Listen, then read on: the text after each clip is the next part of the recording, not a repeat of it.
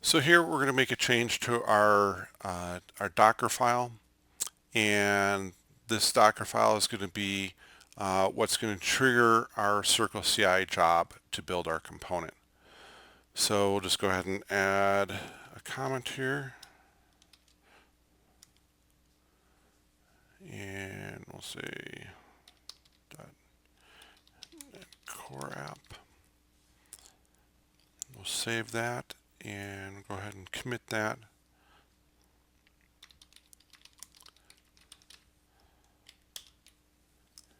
And we'll push that out to our Git repo there.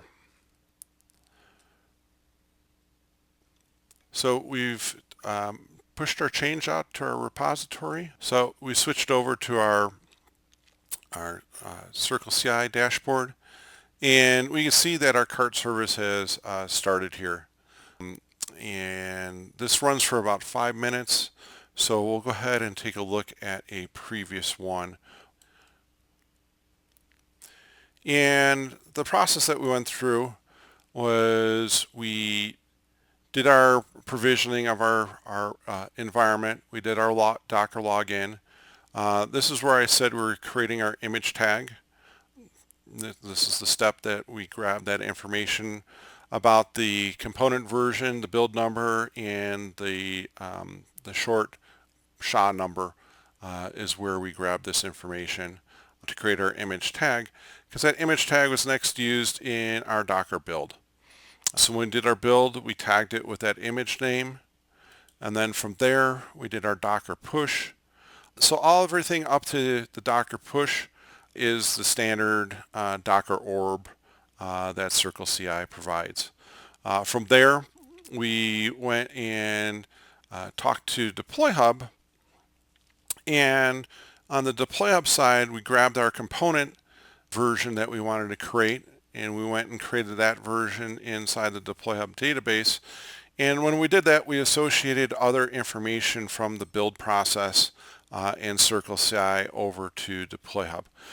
This allows us to get back to the Git commit. It's been saved, the Docker tag, the SHA, the repositories, all that information has been saved with this component version. So we have that information that we can reference if we need to down the road. So those are the attributes that we updated as part of our DeployHub interface here. And next we went and looked to see which application versions were affected by this component update. We found 2 application versions that were updated, and we went and created 2 new versions of those, and we included into those new versions our new cart service. So we'll see that there's going to be a difference between 196 and 195, and that difference being this new cart service that we've updated. After we did that assignment, we did it for the second application version, and we finished that update step with DeployHub. Now, the next step that we have is actually deploying the application. In this example, we've included the deployment automatically as part of the workflow. You could leave this step off and do it manually, a manual deployment, but in this case, we've automated the process. One of the things you'll see here, if we scroll back up to the top, DeployHub going through and recognizing that there's previous versions of our components are existing in our environments.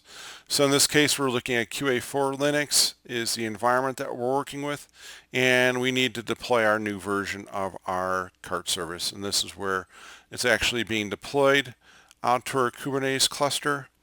And once that's been completed, we actually are going to trigger another CircleCI pipeline. This pipeline is our testing pipeline that's going to run our Selenium test cases.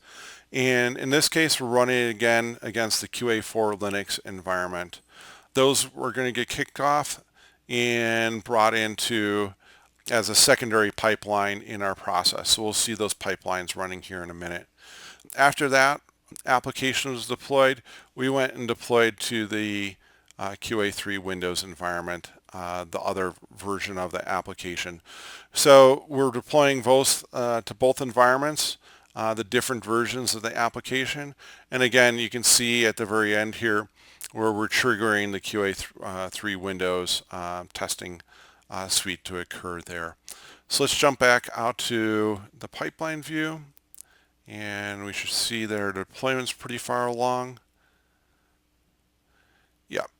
So our deployment has been completed to QA4, and we've launched the QA4 Linux test suite, and that's been completed. So if we actually dive into that one, this is just the standard Selenium test case suite.